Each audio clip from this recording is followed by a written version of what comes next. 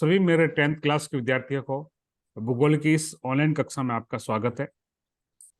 हम पिछले 2 क्लास से हम भूगोल पार्ट 2 भारत लोक और अर्थव्यवस्था का अध्याय 3 भू संसाधन तथा कृषि इस पार्ट को पढ़ रहे हैं। भू संसाधन के बारे में पहले अपन पढ़ चुके हैं। हम कृषि जो टॉपिक है इसको अपन कंटिन्यू रखेंगे। तो आज हमारा इस क्लास को इस अध्याय को करते हुए ये तीसरा पार्ट है, पार्ट नंबर 3। ध्यान दें सभी कि तीसरा पार्ट होगा हमारा। इस तीसरे पार्ट के अंदर हमने कल कृषि के बारे में काफी जानकारी प्राप्त की है और हम इस कृषि की कौन कौन सी कल हमने जो प्राप्त की जानकारी, कृषि में कौन कौन सी कृषि ऋतुएं होती हैं, कौन कौन सी कृषि फसलें होती हैं, खरीफ की फसल, रबी की फसल, जायद की फसल, इन सब के बारे में जानकारी प्राप्त की। आज हम जो जानकारी प्राप्त करेंगे, हम देखेंगे कि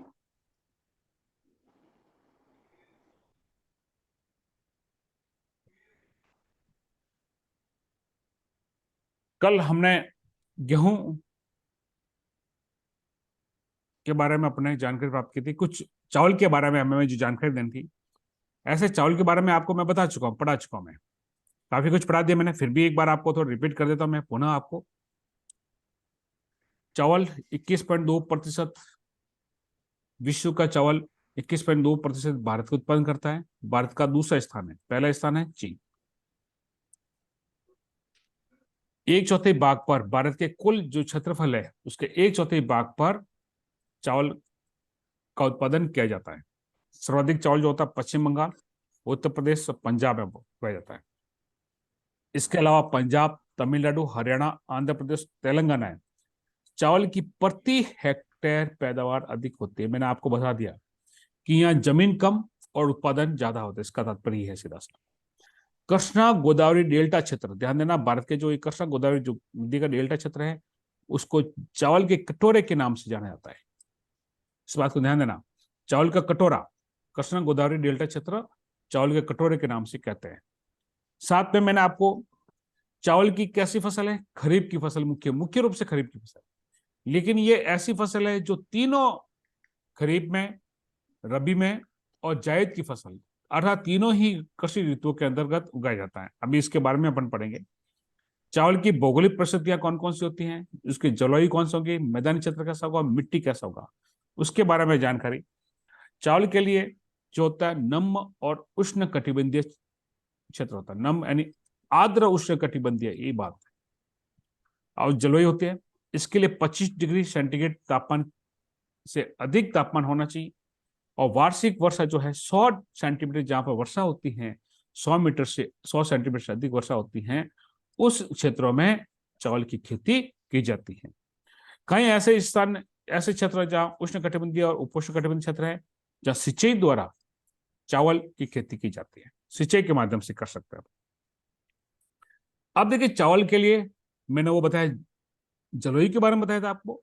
अब चावल के लिए मिट्टी कौन सी होगी, इसके लिए जलोढ़ मृदा सबसे ज्यादा उपयोगी होती है। जलोढ़ मृदा कहां पर होती है, जहां का नदी प्रवाह क्षेत्र होता है, नदी प्रवाह क्षेत्र। देखिए, हमने अभी पढ़ा कृष्णा गोदावरी, कृष्णा गोदावरी का डेल्टा क्षेत्र, डेल्टा क्षेत्र क्या कहलाता है, चावल का कटोरा कहलाता है। क्यों, देखो तेज ध्यान देना, क्यों कहते हैं, क्योंकि इसके लिए सबसे उपयुक्त मिट्टी कौन सी, जलोढ़ मृदा। और ये जलोढ़ मृदा नदियों द्वारा प्रतिवर्ष लाई जाती है। नदी अपने बाहु क्षेत्र के साथ, और ये जो है कृष्णा गोदावरी नदी क्षेत्र, ये इनका बाहु क्षेत्र होता है, इसलिए यहाँ पर चावल सबसे सर्वाधिक होता है। चावल के लिए मुख्य रूप से मैंने आपको कल ही बताया था, सिंधु, गंगा, ब्रह्मपुत्र का बेसिन क्षेत्र। दूसरा है भारत का पूर्वी तटीय क्षेत्र और भारत का डेल्टाई क्षेत्र। डेल्टाई क्षेत्र मैंने आपको बताया ही है, जैसे कृष्णा गोदावरी नदी का डेल्टा क्षेत्र, इसको अपन समझेंगे इस नक्शे के माध्यम से। इससे पहले मैं आपको बता दूं, कल मैंने आपको बताया क्या कि चावल जो एक ऐसी फसल है जो तीनों कृषि ऋतु के अंदर चावल की खेती की जाती है। असम, पश्चिम बंगाल, उड़ीसा, ये तीनों ऐसे राज्य हैं जहां पर वर्ष में चावल की 3 फसलें उगाई जाती है। कितनी फसलें, 3 फसलें। ये फसलें कौन सी होती हैं, ओस, अमन और बोरो। इस चावल की तीन किस्में। तीन। अमन जो है, ध्यान देना, यह बरसात के मौसम में उगाई जाती है। वर्षा काल में कौन सी किस्म उगाई जाती है? अमन, अर्थात जुलाई अगस्त में। हम देखिए हमारे यहाँ पर जो खरीफ की फसल होती है, अर्थात इसे अपन क्या कहेंगे, खरीफ की जो फसल होती है, उस ऋतु में यह अमन उगाया जाता है। और भारत में मुख्य रूप से चावल की इस किस्म का मुख्य रूप से भारत में उगाया, उत्पादन किया जाता है। जुलाई अगस्त में उगाते हैं। और शीतकालीन ऋतु जैसे प्रारंभ होती है अक्टूबर नवंबर महीने में, इसकी कटाई कर ली जाती है। और ये जो है खरीफ की फसल है। दूसरी किस्म है ओस। ये किस्म जो गर्मियों में पूर्व मानसून की वर्षा के साथ उगाया जाता है। अर्थात ये कब उगाया जाता है? जब जायद की फसल होती है, जायद फसल, अर्थात मानसून से पूर्व। पूर्व कौन सी फसल उगाई जाती है? जायद। उसके साथ में ओस उगाया जाता है। मानसून वर्षा के साथ बोया जाता है और शरद ऋतु में इसको काटा जाता है। इस किस्म के चावल कैसे होते हैं? मोटे होते हैं, ध्यान। फिर बोरो। ये धान की इस किस्म को सर्दियों में बोया जाता है, अर्थात रबी की फसल के साथ में। ध्यान देना, रबी की फसल जब होते हैं, जब हमारा गेहूं की खेती करते हैं या सरसों की खेती करते हैं, चने की खेती करते हैं, उस समय इस रबी की फसल के साथ में बोरो की फसल, बोरो की किस्म को उगाया जाता है। इस कारण से इस चावल को स्प्रिंग राइस भी कहा जाता है। ध्यान देना, आपके प्रश्न आ सकता है कि स्प्रिंग राइस किसे कहते हैं? तो कौन सी किस्म चावल की? बोरो किस्म। ये तीनों ही किस्म आपको विशेष तौर पर ध्यान देना है, अमन, ओस और बोरो। अमन कब उगाई जाएगी? खरीफ की फसल। ध्यान दो, ये तीन अक्षर, ये तीन अक्षर, ठीक है ना। ओस जो है वो जायद की फसल के साथ में, और बोरो दो अक्षर और दो अक्षर रबी की फसल के साथ में। तो इस प्रकार से मैंने आपको तीनों ही किस्म जो है किसी खेती कहाँ करते हैं? असम, पश्चिम बंगाल और ओडिशा जैसे क्षेत्र में की जाती है। अब हम नक्शे के माध्यम देखिए चावल के उत्पादक क्षेत्र। चावल के उत्पादक क्षेत्र जो है वो कौन कौन से देखें? मैंने आपको अभी बताया आपको, एक तो पहले गंगा, सिंधु और ब्रह्मपुत्र नदी क्षेत्र जो है, बेसिन क्षेत्र है, वहां पर चावल की खेती अधिक की जाती है। तो ये जो क्षेत्र देखो, इसमें ये जो क्षेत्र है, ये गंगा और सिंधु नदी क्षेत्र है, और यह है ब्रह्मपुत्र नदी बेसिन क्षेत्र, ये असम है। असम में ब्रह्मपुत्र नदी को प्रवता, और ये सिंधु नदी जो है वो इस प्रकार से होती हुई इस प्रकार से जाती है। तो ये पंजाब में है, इस प्रकार से नदी सिंधु बेसिन क्षेत्र। और ये है गंगा बेसिन क्षेत्र, उत्तर प्रदेश बिहार के। दूसरा क्षेत्र बताया मैंने आपको, पूर्वी तटीय भाग। ये पूर्वी तटीय भाग है, पूर्वी तटीय, इस क्षेत्र में ज्यादा होती है। तीसरा है नदियों के डेल्टा क्षेत्र। जो नदियों का डेल्टा क्षेत्र, जैसे गंगा नदी यहाँ प्रवत होती है, बिल्कुल यहाँ पर आती है। ये है बांग्लादेश। पूरा देश कौन सा है? बांग्लादेश है। इस बांग्लादेश में जो डेल्टा क्षेत्र है, कृष्णा गोदावरी जो क्षेत्र है, ये नदियों के यहाँ पर डेल्टा क्षेत्र जो होते हैं, यहाँ पर चावल की खेती की जाती है। अब दूसरी मुख्य रूप फसल है गेहूं। मैंने आपको बताया खाद्यान्न जो है, खाद्यान्न के अंदर गेहूं और चावल ये उत्तम किस्म के खाद्यान्न कहे जाते हैं। खाद्यान्न को अपने दो भागों में बांटा, एक तो मुख्य खाद्यान्न अर्थात उत्तम खाद्यान्न जिसे कहें, दूसरे बाटा अपन मोटा अनाज। ध्यान देना, तो मुख्य खाद्यान्न कौन कौन सा है? एक तो चावल, दूसरा है गेहूं। भारत का दूसरा प्रमुख अनाज कौन सा है? गेहूं। भारत में विश्व का 12.8% गेहूं उत्पादन होता है। किताब को कैमरे के साथ नहीं रखनी है प्रकाश सिंह, किताब अपने पास रखें, और जो पढ़ा रहा हूं उसको ध्यान दें, किताब मुझे नहीं बतानी है। किताब को आप रखें साथ में, और आप जो मैं लिख रहा बोल रहा हूं उनको नोट करें वो या समझें उसको। जब क्लास खत्म होती है उसके बाद में अपने कॉपी के अंदर आपको नोट्स के रूप में ये लिखना है। चलिए, चावल जो विश्व का कितना? 12.8%। और भारत के कितने? 14% भाग में गेहूं की खेती होती है, जबकि चावल की कितनी होती है? एक चौथाई भाग में, अर्थात 25% भाग में गेहूं की खेती की जाती है। भारत में मुख्य रूप से गेहूं कहाँ होता है? उत्तर प्रदेश, मध्य प्रदेश, पंजाब, हरियाणा और राजस्थान में गेहूं की खेती की जाती है। जबकि पंजाब और हरियाणा में गेहूं की उत्पादकता सबसे अधिक है, अर्थात प्रति हेक्टेयर उत्पादन जो है वो पंजाब हरियाणा में दिखता है। प्रति हेक्टेयर का अर्थात मैंने बताया आपको कि कम जमीन के अंदर अधिक उत्पादन, जमीन कम हो उत्पादन अधिक हो, यह प्रति हेक्टेयर का होता है। हरित क्रांति जब हुई थी 1967 के अंदर, क्रांति लेके आया था हरित क्रांति, उस समय सबसे अधिक प्रभाव किस पर पड़ा था? गेहूं की कृषि खेती पर पड़ा। इस हरित क्रांति के फलस्वरूप भारत में गेहूं का उत्पादन में बहुत ही अधिक वृद्धि हुई थी, बहुत ज्यादा वृद्धि हुई थी। गेहूं में सामान्य क्या होता है? प्रोटीन 8 से 15% होता है, कार्बोहाइड्रेट सबसे ज्यादा होता है 65 से 70%। इसलिए हम इसको भोजन के रूप में काम में लेते हैं, क्योंकि हमें ऊर्जा जो चाहिए वो कार्बोहाइड्रेट से ही मिलती है। ध्यान दो, हमारे शरीर में काम करने की जो शक्ति मिलती है वो कार्बोहाइड्रेट के रूप में होती है। कार्बोहाइड्रेट गेहूं में कितना होता है? 65 से 70%।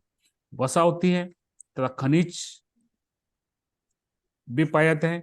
गेहूं में ग्लूटिन नामक प्रोटीन अधिक मात्रा में पाया जाता है। ध्यान देना, ये आपके ये जनरल नॉलेज भी साथ में तैयार कर रहा हूं। जब आप 12वीं पास कर लोगे तो उस समय कंपटीशन एग्जाम दोगे, उस समय ऐसे कई प्रकार के क्वेश्चन पूछना है। गेहूं में कौन सा प्रोटीन होता है? तो प्रोटीन कौन सा होता है?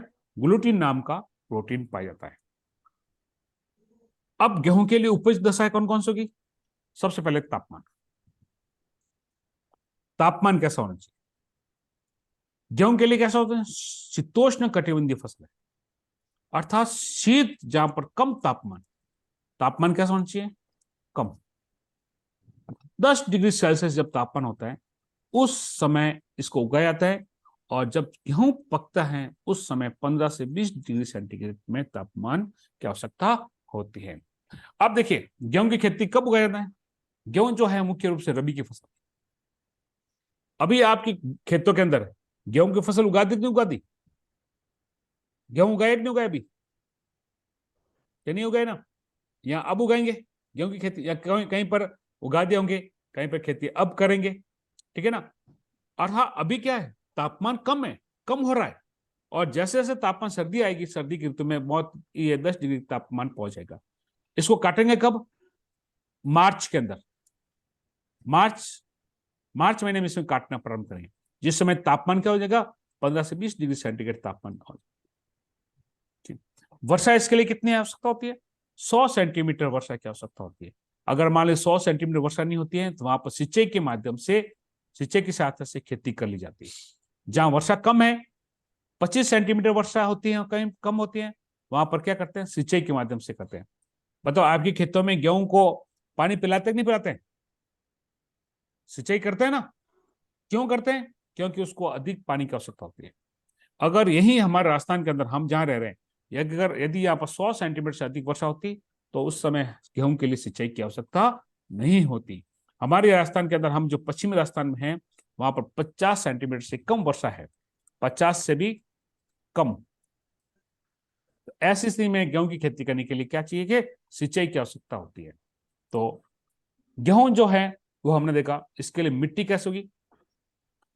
गेहूं की कृषि के लिए विभिन्न प्रकार की मिट्टी ली जा सकती है।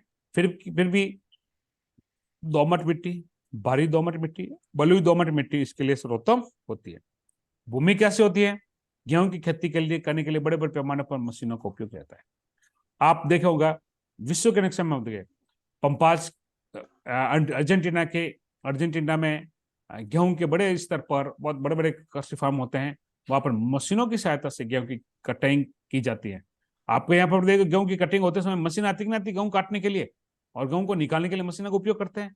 इसलिए गेहूं की खेती के लिए विशेष तौर पर मैदान कैसा होना चाहिए? समतली मैदान होने चाहिए, ठीक है ना? पहाड़ी ढालों पर जो पहाड़ होते हैं, इस प्रकार से जो पहाड़ होते हैं, ध्यान देना, पहाड़ी ढालों के ऊपर गेहूं की खेती नहीं की जाती है। चावल की खेती कर सकते हैं। चावल की खेती को क्या करते हैं? इस प्रकार से सीढ़ी बना लेते हैं, ऐसे ऐसे इस प्रकार से मेड़ बनाई जाती हैं, और यहाँ जो स्थल है यहाँ पर खेती की जाती है। ऐसे सीढ़ी नुमा खेत बनाए जाते हैं और वहां पर चावल की खेती की जाती है, जबकि गेहूं की खेती करना पॉसिबल नहीं होता है। इसके लिए मुख्य रूप से समतल मैदान ही बाग होने चाहिए। अब देखिए गेहूं की खेती कहाँ, गेहूं के उत्पादक राज्य कौन से हैं? देखो, सबसे ज्यादा उत्पादक नंबर 1 उत्तर प्रदेश, ये नंबर उल्टा है। नंबर 2 मध्य, ध्यान देना, उत्तर प्रदेश, ये पंजाब, ये हरियाणा, बिहार,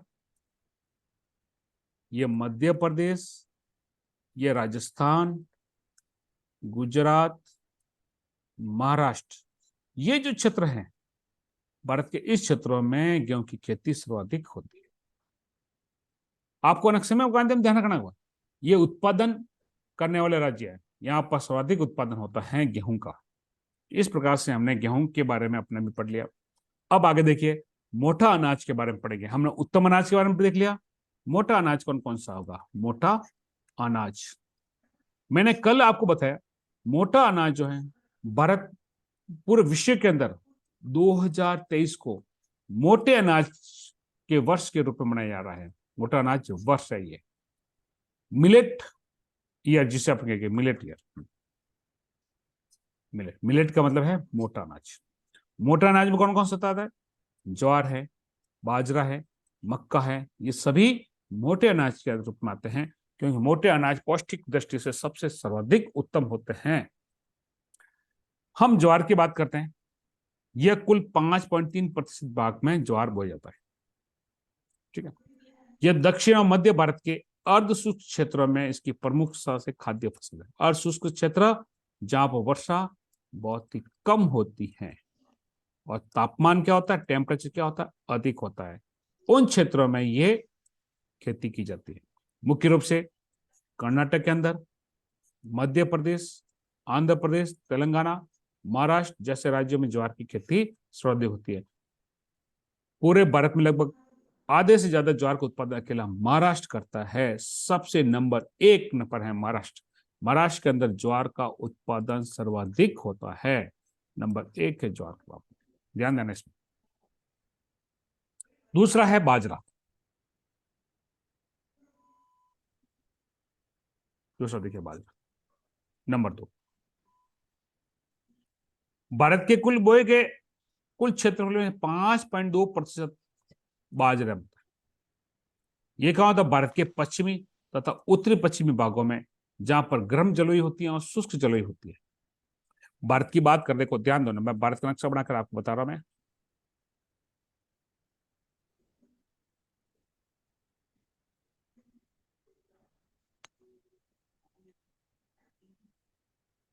अब देखिए इसमें, इस नक्शे के अंदर बात करता हूं मैं, कौन कौन सा का भारत का पश्चिमी क्षेत्र। ये पश्चिमी क्षेत्र कौन सा है? ये वाला। यहां पर क्या है? मरुस्थल, थार का मरुस्थल। और उत्तरी क्षेत्र यही उत्तरी पश्चिमी भाग, इन क्षेत्रों में सबसे ज्यादा बाजरा उगाया जाता है। ये राजस्थान का, जहां पर देखो राजस्थान में जो ना, राजस्थान की बात, राजस्थान का नक्शा देखो आप,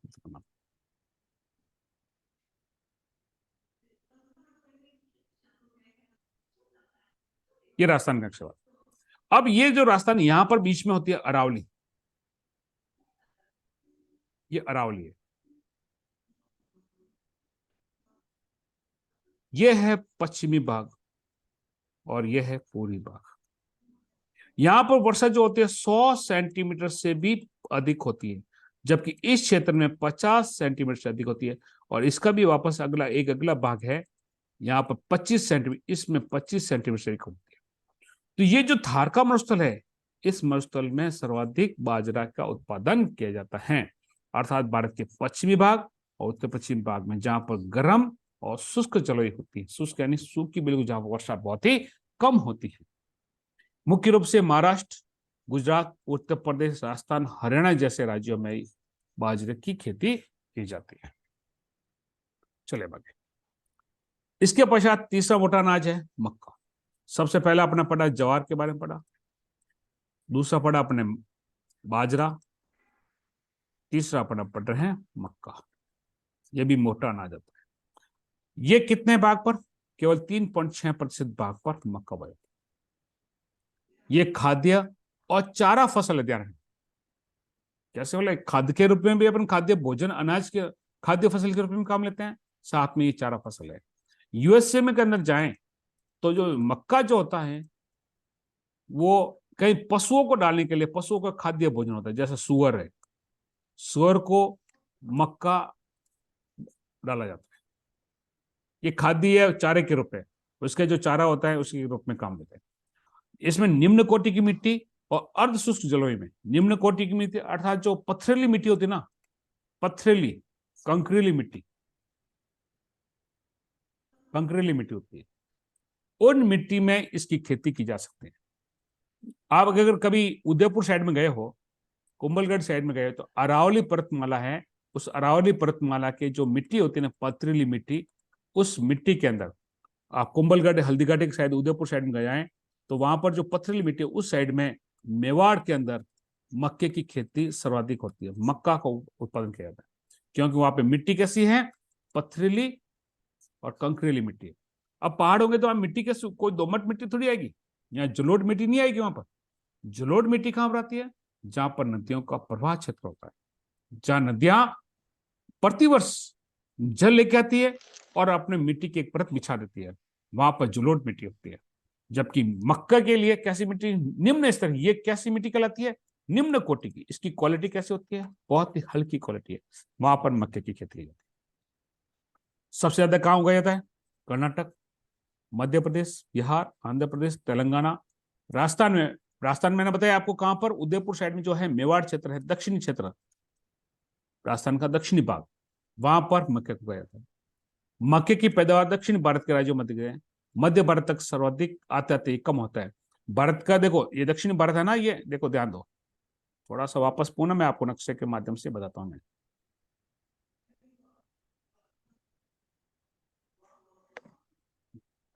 अब देखो, ये है दक्षिण, साउथ और ये उत्तर।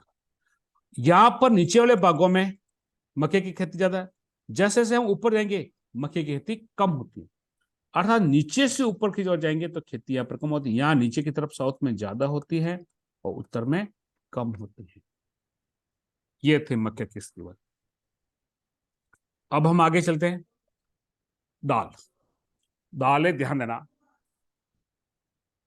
अब सभी भोजन में, भोजन में एक समय में अब दाल खाते हैं कि नहीं खाते, सब घरों में दाल खाते हैं कि नहीं खाते दाल, क्यों खाते हैं, इसका क्या कारण है, क्योंकि ये जो दाल जो है प्रोटीन के स्रोत होते हैं। दालें जो होती है किसके स्रोत होती है, प्रोटीन के स्रोत। सर्वाधिक अपन प्रोटीन पे इसमें मिले, शाकाहारी भोजन, शाकाहारी जो होता है, शाकाहारी व्यक्ति होते हैं, उनके लिए प्रोटीन इन दालों के माध्यम से ही मिलता है। तो दालें हमारे जीवन में बहुत महत्वपूर्ण स्थान रखता है। आप जानते हो, पहले अपन गोट करते थे तो दाल बाटी चूरमा कहते हैं कि नहीं कहते, अपन दाल बाटी चूरमा करते हैं कि नहीं करते हैं, तो दाल ही अपने मुख्य रूप से भोजन में हमारे शामिल है। तो ये जो है दालें, वो 11% भाग पर दाल होती है। दाल देखिए अलग अलग प्रकार हो सकती है, मूंग की दाल हो सकती है, चने की दाल हो सकती है, अरहर तूर की दाल हो सकती है, मसूर की दाल हो सकती है, दाल कोई भी हो सकती है। लेकिन मुख्य जो दालें हैं वो है चने की दाल, चना और अरहर। अरहर क्या होती है बताओ, तो को बता सकता हूँ मुझे अरहर की दाल कौन सी है, बताइए आप में से, बताओ अरहर की दाल कौन सी, सब खाते हैं, अभी बताऊंगा, आप हाथ से दिखाइए, जिसको आता हो माइक ऑन करके बताओ मुझे। पप्पू सिंह, मालूम है अरहर की दाल सर। कौन सी है, हाँ सर, देखी हुई थी। कौन सी है सर वो बताओ, है चने की दाल जैसी होती है। चने की दाल जैसी होती है सर। तूर की दाल कहता है कि नहीं कहता, तूर, हाँ सर, वो चने की दाल जैसे छोटा दाना चावल के आता है। साथ खाते हैं तूर, और चावल के साथ में तूर की दाल हम खाते हैं सभी ये, ठीक है ना। तो मुख्य दालों के रूप में चना और अरहर की दाल के रूप में आते हैं। फिर तीसरी आती है इसमें मूंग की दाल, मूंग, ठीक है ना। तो ये मुख्य जो है यही दाल। अब देखो, चने की खेती करते हैं नहीं करते ना अपने गांव के अंदर, अभी सबसे ज्यादा खेती किसकी हो, कौन सी दाल की हो रही है, चने की। अभी उगाई जाएगा चने की दाल, चना उगाते उगाते, तो यही चने सबसे मुख्य जो है वो चना है, दालों में सबसे मुख्य कौन सा है, चना।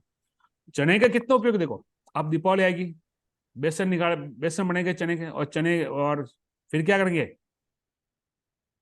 बेसन आएंगे, बेसन की चिक्की बनाएंगे नहीं बनाएंगे? ठीक है ना, तो ये इसमें काम आती है। ठीक है ना, देखो ये चने की दाल जो सब्जी में भी काम है, दाल में भी काम आती है, मिष्ठान बनाने में भी काम आती है, बेसन के लड्डू बनाते हैं, बेसन की चक्की बनाते हैं, सर्वाधिक काम आती है। तो सबसे इंपॉर्टेंट कौन सी दाल है? चने की दाल है। और दूसरे नंबर तुअर की, फिर तीसरे नंबर मूंग की। तो दालें जो है वो 11% भाग में दालें उगाई जाती है। भारत दालों के सबसे बड़े उत्पादकों में से एक है, क्योंकि यह दुनिया का लगभग कितना प्रतिशत खेती करता है, ध्यान देना, आपको बताता हूं। 20% भाग पर, कितने प्रतिशत भाग पर? 20% दाल भारत उगाता है। दलहन कैसी फलियां वाली फसल होती है, फली दाल, जैसे मूंग होती है, मूंग की फली होती है, नहीं होती इसी प्रकार से, और इसके अंदर मूंग होते हैं। ठीक है ना, फलीदार होने के कारण से दालें क्या होते हैं? मिट्टी में नाइट्रोजन तत्वों की आपूर्ति करते हैं। इससे क्या होता है? मिट्टी की उर्वरता भी बढ़ती है। इसी कारण इनको अन्य फसलों के साथ में उगाया जाता है।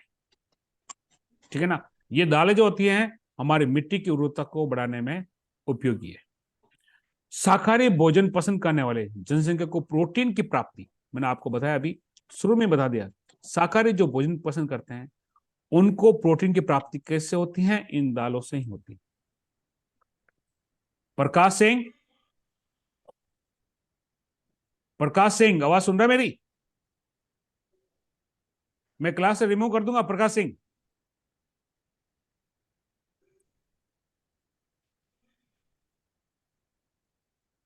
हाँ,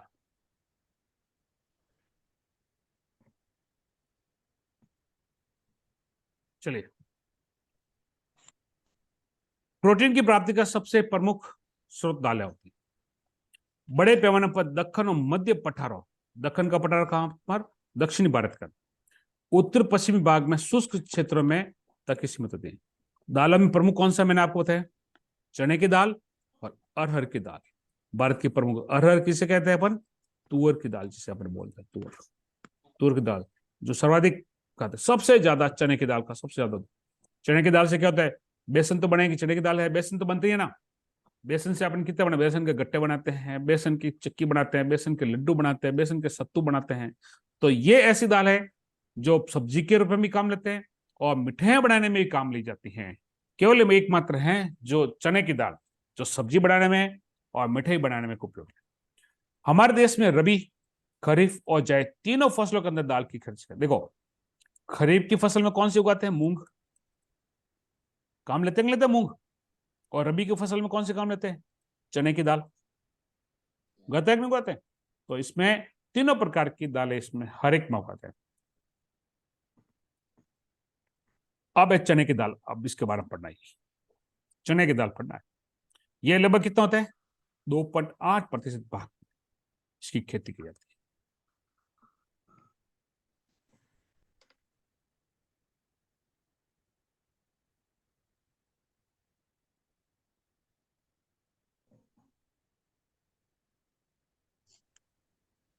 हाँ, 2.8% भाग में इसकी खेती की जाती है। ये उपोष्ण कटिबंधीय क्षेत्रों में रबी की फसल है। रबी फसल यानी सर्दी के मौसम में हो जाती है। अभी अभी खेती की नहीं की आपने? रबी की फसल है। और ये कैसे है? उपोष्ण कटिबंधीय क्षेत्रों में। ठीक है ना, उपोष्ण कटिबंधीय, देखो ध्यान दो, आप ग्लोब के अंदर देखोगे तो ये भूमध्य रेखा होती है 0 डिग्री, और ये क्षेत्र उष्ण कटिबंधीय क्षेत्र होता है। और ये भाग जो होता है, ये वाला भाग, ये भाग, ये उपोष्ण होता है, ये शीत कटिबंध, लगभग 30 से 60 डिग्री के बीच वाला ये भाग उपोष्ण कटिबंध।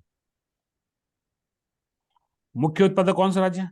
मध्य प्रदेश, उत्तर प्रदेश, महाराष्ट्र, आंध्र प्रदेश, तेलंगाना और राजस्थान के अंदर इसकी खेती प्रमुख रूप से की जाती है। फिर है मुख्य दाल कौन सी है? अरहर, तूर की दाल। ये दूसरी प्रमुख दाल है। ध्यान रखना, आपको कोई पूछे प्रमुख दालों का नाम कौन सा है, नंबर 1 पर कौन आएगा? चना। नंबर 2 पर कौन आएगा? तूर की दाल। ऐसा नहीं कि आप मूंग की दाल बता दो, मूंग की दाल तीसरे नंबर पर है। इससे तूर की दाल को क्या बोलते हैं? लाल चना भी बोलते हैं। ये लाल आती है, छोटे छोटे दाना होते हैं इस प्रकार से, ऐसे दाना होते हैं छोटे छोटे। या इसे पिजन पी के नाम से भी ध्यान रखना, पिजन पी, ठीक है ना। इसको किस नाम से जानते हैं तूर की दाल को? लाल चना या पिजन पी। परीक्षा में सवाल आ सकता कि पिजन पी के से आप क्या समझते हो, जानकारी प्रदान करें। तो पिजन पी कौन सा है? तूर की दाल, और तूर की दाल के बारे में जानकारी आपको प्रदान करनी है। ये भारत के 2% भाग में इसकी खेती कर जाते हैं। सर्वाधिक उत्पादक राज्य कौन से? उत्तर प्रदेश, कर्नाटक, गुजरात और मध्य प्रदेश। इन क्षेत्रों में इस तुअर की दाल की खेती की जाती है। अब हम देखेंगे आगे की तरफ। अब देखते हैं तिलहन। तिलहन कौन सा होता है? देखो ध्यान दो, तिलहन का तात्पर्य जिससे अपन खाद्य तेल प्राप्त कर सकते। खाद्य तेल, कौन कौन से खाद्य तेल प्राप्त करने वाले? सबसे प्रमुख कौन सा? तिल्ली, मूंगफली, और कौन सा है? सरसों और नारियल। इनसे तेल प्राप्त करते हैं कि नहीं करते हैं? ठीक है ना। नारियल इसमें नहीं आएगा, नारियल तेल तो प्राप्त करते हैं लेकिन इसमें नहीं आएगा। ये रेशेदार फसल भी इसको कह सकते हैं, उसमें काम आएगा। तो खाद्य तेल के लिए तिलहन की खेती की जाती है। सोयाबीन। क्या हुआ? हाँ, ये मालवा का पठार, मराठवाड़ा, गुजरात, राजस्थान, तेलंगाना, आंध्र प्रदेश भारत के प्रमुख तेलों पर है। मालवे का पठार जहां राजस्थान और मध्य प्रदेश की सीमा है वहां पर आई है, ठीक है ना। और महाराष्ट्र के अंदर ये मराठवाड़ा के बाद ये लगभग 14% भाग पर तिलहन की खेती की। यह तिलक नहीं हो, तिलहन है, थोड़ा गलत हो गई टाइपिंग। तिलहन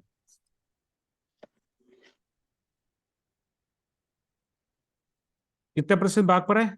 14%। इसके साथ मुख्य रूप से कौन सी है?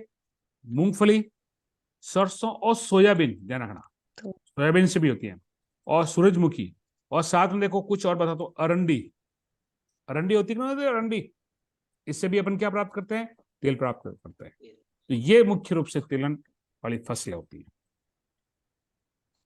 अब देखिए मूंगफली, थोड़ा सा अपन इससे जानकारी प्राप्त करते हैं। ये 19.5% भाग में तिलहन, विश्व का कुल जितनी मूंगफली होती है ना उसमें से 19.5% में। भारतीय कितने क्षेत्र पर उगाते इसको? 3.6%। सर्वाधिक उत्पादक राज्य कौन से? गुजरात। गुजरात में सबसे नंबर 1 है ध्यान मूंगफली में, फिर राजस्थान, तमिलनाडु, आंध्र प्रदेश। और ये कौन सी फसल है? रबी की फसल है ध्यान। मूंगफली का उत्पादन कब करते हैं? सर्दी के मौसम में इसको उगाया जाता है, रबी की फसल होती है, ठीक है ना। तो ये मुख्य रूप से तिलहन की फसल। अन्य तिलहन देखिए कौन कौन सा अन्य तिलहन? सोयाबीन और सूरजमुखी है, यह अन्य तिलहन के रूप में आता है। सोयाबीन मुख्य रूप से कहां उगाया जाता है? मध्य प्रदेश और महाराष्ट्र के अंदर, ठीक है ना। ये दोनों राज्य सिर्फ दो, कौन कौन से? मध्य प्रदेश और महाराष्ट्र मिलकर दोनों कितने? 90% का उत्पादन कर लेते हैं। अर्थात ये दो मिलकर, दो राज्य अलग और बाकी 28 राज्य, बाकी के 26 राज्य और 8 केंद्र प्रदेश मिला लें तो भी इसके बराबर करते हैं।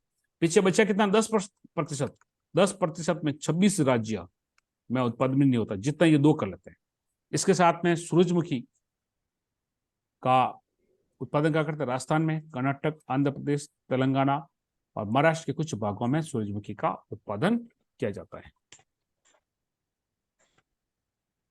बस आज का इतना ही टॉपिक, इतना ही तैयार हो पाया अपना स्टडी कंटेंट, ठीक है ना।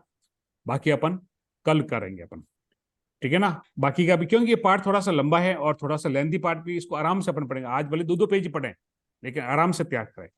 आप इससे अपनी कॉपी के अंदर नोट्स के रूप में लिख लें और परीक्षा में याद करने के लिए सबसे बेस्ट कंटेंट है। इसके अलावा मैं अपने पूरे दिन भर की मेहनत करके आपको कंटेंट बनाता हूँ, तो आप इसको अच्छी तरह से पढ़ें, अच्छी तरह से लिख लें इसको कॉपी के अंदर, ठीक है। समझ में आ रहा है आपको सभी को? ठीक है। कल अपनी क्लास ले कि नहीं ले? ले सर। ले लो सर। हैं? कल ले नहीं लो लेना? सर। कल क्लास ले कल लो। बंद